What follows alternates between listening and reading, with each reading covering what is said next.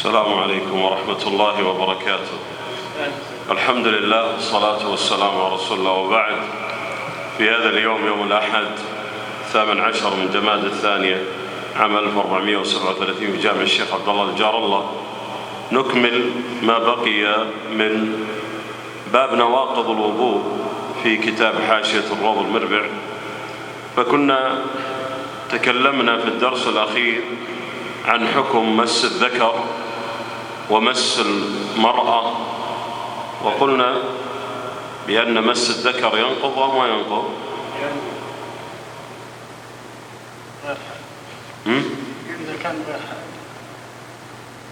الدرس الماضي سألت نفس السؤال وأجبتم بنفس الجواب. قلنا بأنه إذا كان هناك شهوة، أرجح الأقوال والله أعلم أنه إذا كان هناك شهوة الأحوط له أن يتوضأ. ومس المرأة قلنا ينقض أو ما ينقض؟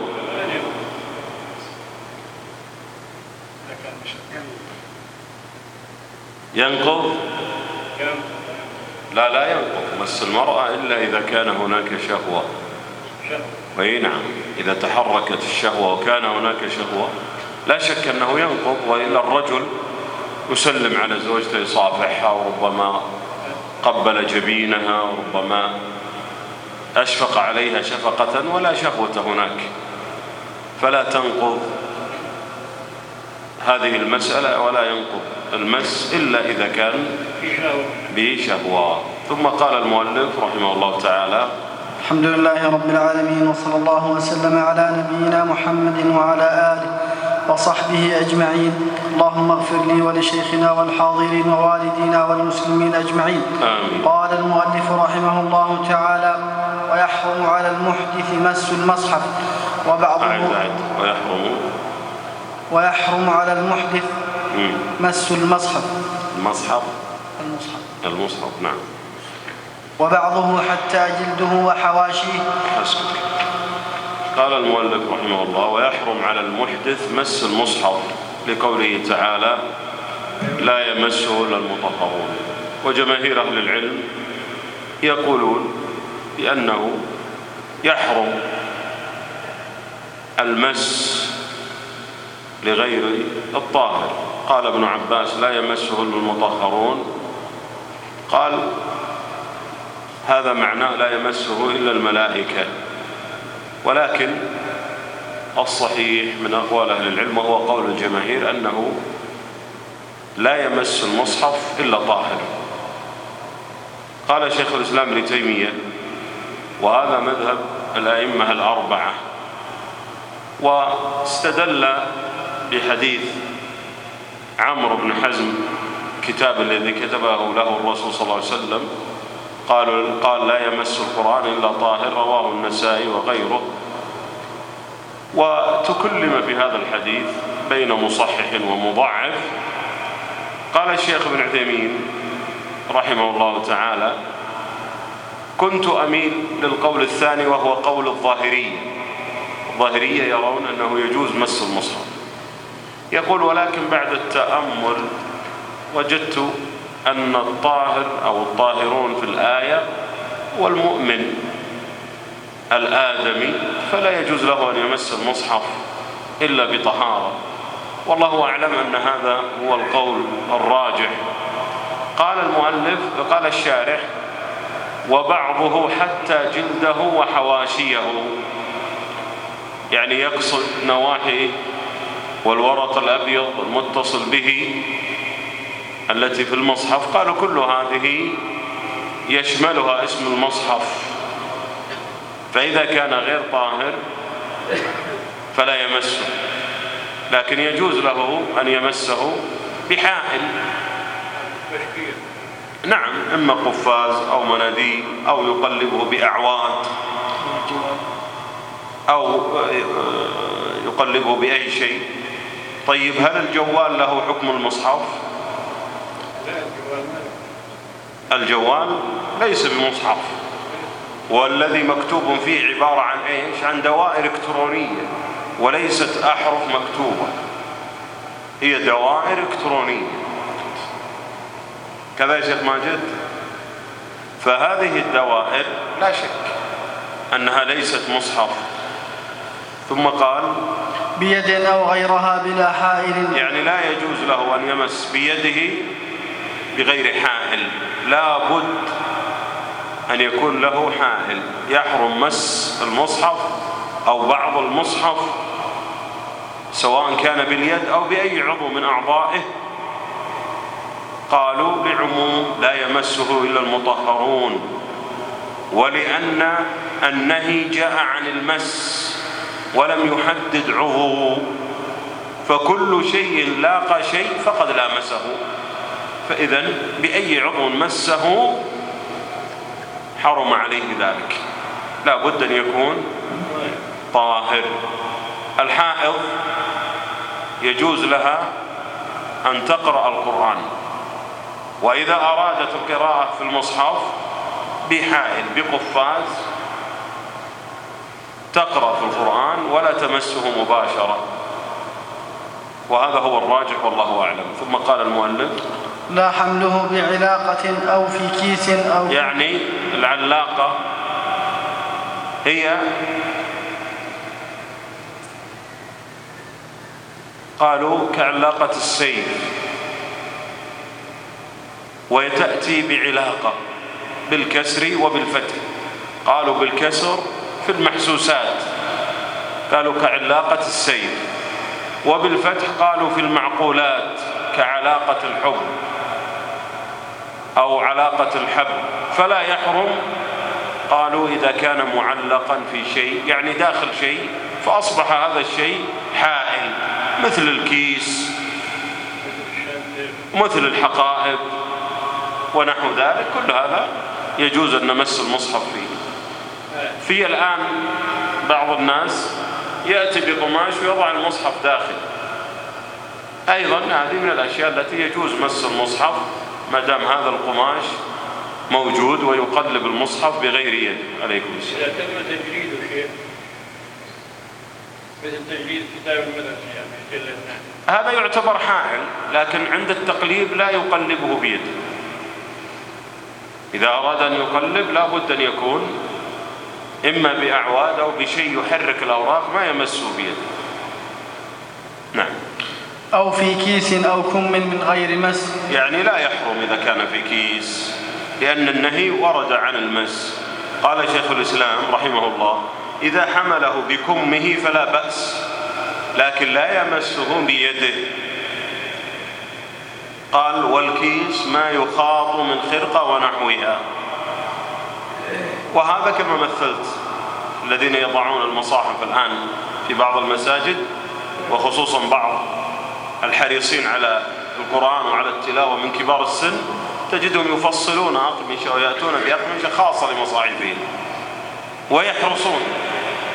وأعرف أحد كبار السن في حينا سابقا داخل الرياض رحمه الله رحمة واسعة، كان يصلي الفجر ويقرأ القرآن ولا يقف حتى يختم القرآن، وهذه حياته رحمه الله حتى توفر الله سبحانه وتعالى. ووالد الشيخ عبد الله السويلم حافظ القرآن رحمه الله، فجاءه حادث وهو في الطريق يقرأ ورده اليوم عن غيب، فدخل في غيبوبة 3 أشهر، فلما أفاق أكمل من عند ورده، كان يقرأ في سورة الفرقان وأتم تلاوته رحمه الله تعالى.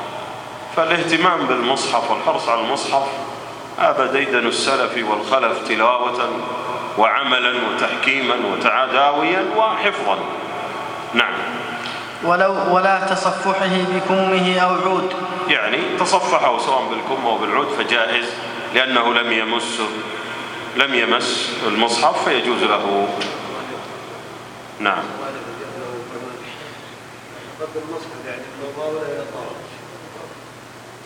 بالجلادة هذه بالجلد ما فيها شيء، لأن الآن هذا يعتبر حائل على المصحف. نعم.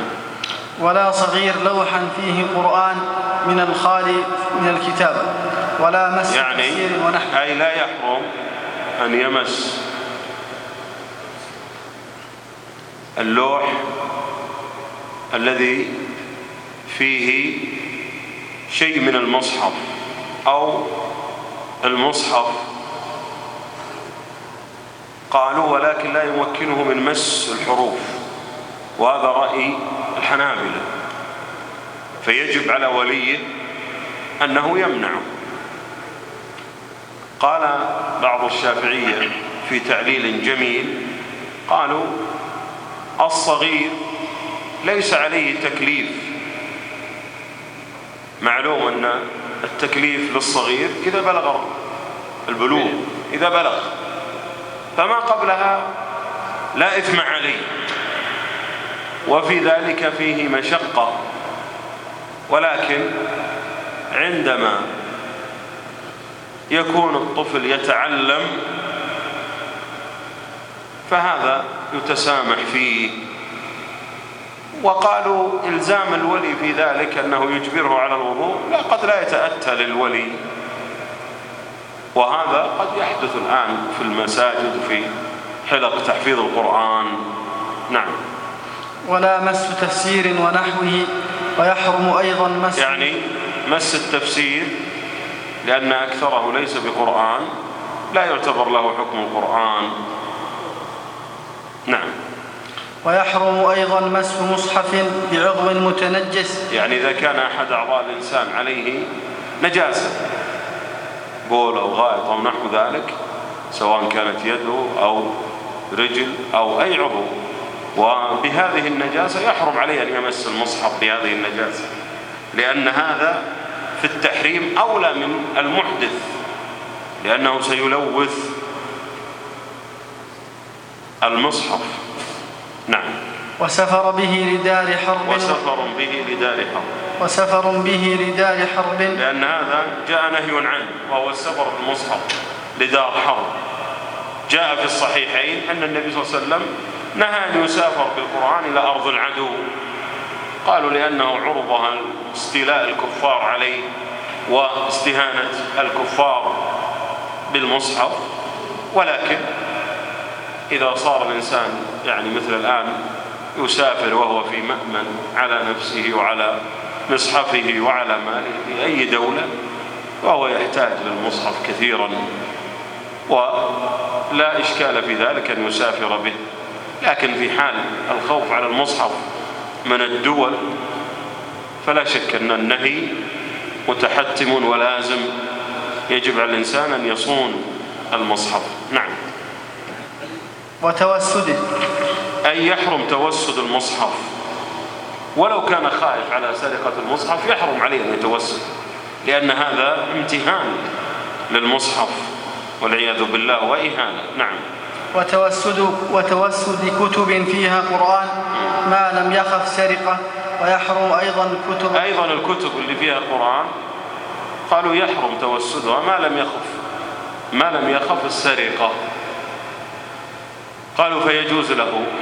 ونقول الصحيح أن الكتب إذا كان فيها قرآن مستقل فيحرم التوسد ولو خاف السرقة، عليه أن يظهر المصحف ويكرم المصحف ولو كان خائف السرقة، لأنه يلزمه عدم ابتداء المصحف وعدم إهانة المصحف. أما باقي الكتب فلا ضير في ذلك أن يتوسدها ويحفظها. بإمكان بعد أصبحت أحلام مزعجة، يقولوا يا أخي ضع المصحف تحت راسك بإمكانه ولا الأحلام يحكوا عن من أفكار. أعد، ما فهمت كلامك. بالنسبة إلى توسد المصحف أساس لأجل يعني يجعله وسيلة أن ما تأتي أحلام. أيوة. هذا لا ينفع بشيء. توسد المصحف إهانة، والذي يريد الحفظ عليه أن يقرأ الأذكار، يتوكل على الله ثم يقرأ الأذكار ويتلو القرآن ويحفظ الله سبحانه وتعالى. في الصحيح حديث أبي هريرة عندما جاءه الشيطان مرة ومرتين ووجده أبو هريرة وهو يسرق من الصدقة، في المرة الثالثة قال أعلمك شيئا يعني مقابل أن تطلقني ولا ترفعني إلى النبي صلى الله عليه وسلم. قال اقرأ آية الكرسي فإذا قرأتها لا يزال عليك من الله حارس.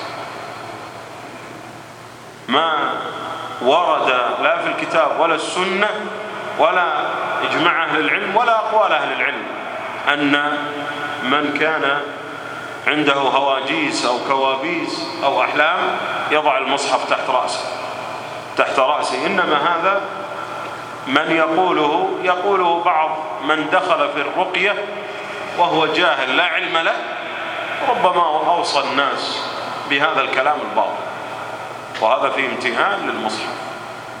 من أراد الحفظ من الله عز وجل يتوكل على الله ويعلم أنه لا يصيبه إلا ما كتب الله له، ويتخذ الأسباب من قراءة الأذكار وقراءة القرآن.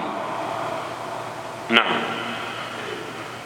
ويحرم أيضا كتب القرآن بحيث يهان، يعني يحرم كتب القرآن بحيث يهان، يعني مثل أن يكتب والعياذ بالله ببول. قال ابن تيمية وهذا إجماع ولا يجوز.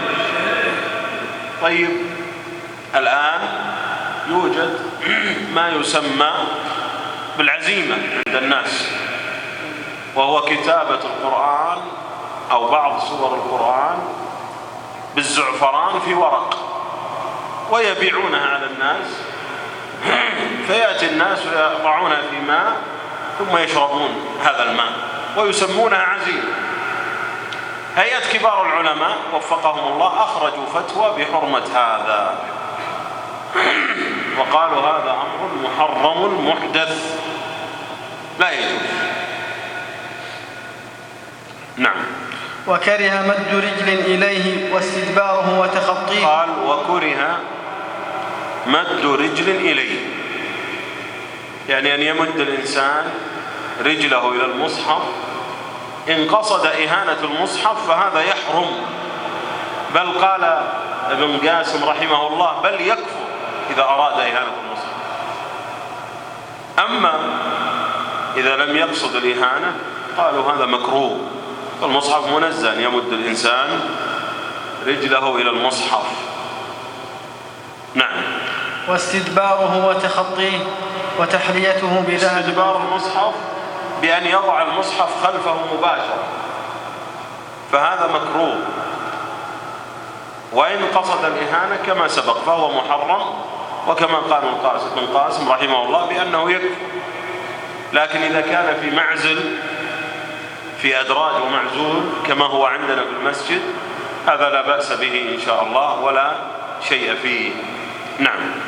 وتحليته بذهب أو فضة، وتحرم أي تحلية المصحف بذهب وفضة، وهذا مذهب الجمهور مالك والشافعي رحمه الله تعالى، وهذا ينبني على مسألة، وهو ينبني على مسألة حكم استعمال آنية الذهب والفضة في غير الأكل والشرب.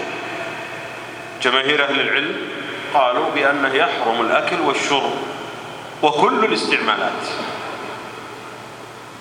وبعض أهل العلم قالوا بأن التحريم منصب فقط على الأكل والشرب. والله أعلم أن الصحيح أن استعمال الذهب والفضة في كل شيء الصحيح أنه يحرم، والله أعلم بذلك. فمنه تحلية المصحف، وهذا هو قول جماهير أهل العلم. نعم.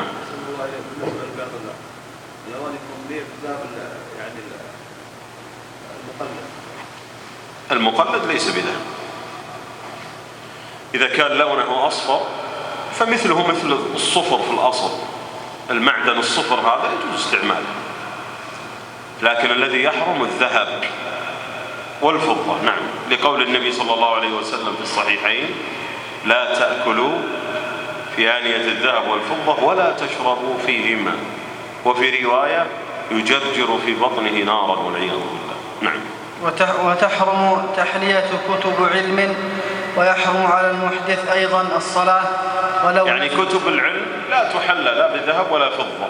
ثم انتقل المؤلف بعد أحكام مس المصحف قال ويحرم على المحدث الصلاة، وهذا بإجماع أهل العلم أنه يحرم على إنسان على غير طهارة أن يصلي، لحديث وهو في الصحيح لا يقبل الله الصلاة بغير طهور رواه الجماعة. وأيضا جاء في الصحيحين لا يقبل الله صلاة من أحدث حتى يتوضأ، وسواء كان عالم أو جاهل لا يصح له ذلك. لكن إن كان جاهل أو ناسي قال أهل العلم يعذر بجهله ونسيه، لقول الله سبحانه وتعالى ربنا لا تؤاخذنا إن نسينا وأخطأنا، وقول النبي صلى الله عليه وسلم في الصحيح عفي لأمة الخطأ والنسيان وما استكرهوا عليه. فيحرم على الإنسان أن يصلي بغير طهارة، لا بد أن يكون على طهارة. نعم. ولو نفلا حتى صلاة جنازة، يعني لا يجوز أن يصلي نفلا ولا صلاة الجنازة إلا وهو على طهارة، لأن هذا ثبت عن الصحابة ودل عليه الكتاب والسنة وأجمع أهل العلم على ذلك. قال ابن القيم رحمه الله صلاة الجنازة صلاة لأن تحريمها التكبير وتحليلها التسليم، ثم تحريمها التكبير وتحليلها التسليم، ثم قال وهو قول أصحاب رسول الله صلى الله عليه وسلم ولا يعرف لهم مخالف. وهذا من تعظيم أمر الصلاة. ثم قال وسجود تلاوة وشكر، وسجود تلاوة وشكر. قال وهذا على المذهب أنه قال الشارح أنه لا بد من الطهارة، والصحيح أنه يجوز في سجود الشكر وفي سجود الطهارة أن يسجد على غير طهارة. نعم. سيأتي الآن مسألة ننهيها ونتكلم عن المصحف. نعم. ولا يكفر من صلى محدثا، ويحرم على المحدث. هذه مسألة هل يكفر من صلى متعمد محدث؟ جماهير أهل العلم قالوا لا يكفر، وأما أبو حنيفة رحمه الله فيرى أنه يكفر لأنه لاعب بالدين، والراجح والله أعلم أنه لا يكفر. نعم. ويحرم على المحدث أيضا الطواف، بقوله صلى الله عليه وسلم الطواف بالبيت صلاة. أما هذا الحديث الطواف بالبيت صلاة فهو ضعيف، ولكن يحرم الطواف إلا بطهارة لأحاديث كثيرة، منها أن النبي صلى الله عليه وسلم عندما أراد الطواف توضأ ثم طاف، رواه البخاري ومسلم. وحديث صفية عندما قال حابستنا هي، وأيضا حديث عائشة قال لها وهو في الصحيحين افعلي ما يفعل الحاج غير أن لا تطوفي بالبيت. فكل هذه الأحاديث دلتنا على الطهارة. ونختم هذا الباب ونبدأ في الأسبوع القادم وفي الدرس القادم إن شاء الله باب الغسل. وأما حرق المصحف فالصحابة دفنوا المصحف، وإذا كان مصحف تالف وأراد الإنسان صيانته ولا ينتفع به ولا يمكن إصلاحه فيجوز أيضا حرقه، لأن في ذلك حفظ له من الامتهان. والله أعلم وأحكم، وصلى الله وسلم على نبينا محمد وعلى آله وصحبه أجمعين.